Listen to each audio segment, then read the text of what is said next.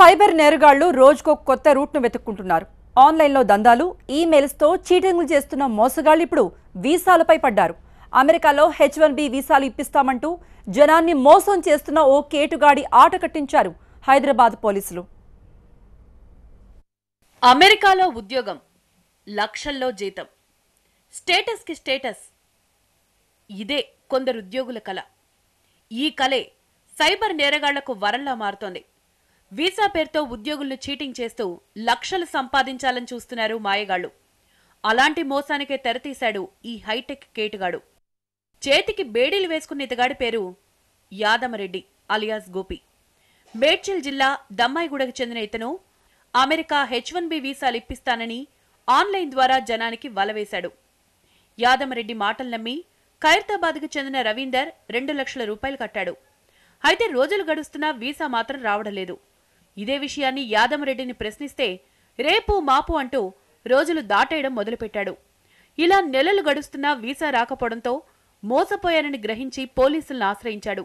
CCS పోలీసులకు ఫిర్యాదు చేశాడు బాధితుడు రవీందర్. దీంతో రంగంలో దిగిన పోలీసులు సెల్ ఫోన్ సిగ్నల్స్ ఆధారంగా యాదమరెడ్డి మేడ్చల్ జిల్లా దమ్మాయిగూడలో ఉన్నట్లు గుర్తించారు. వెంటనే యాదమరెడ్డిని అరెస్ట్ చేసి రిమాండ్కు తరలించారు.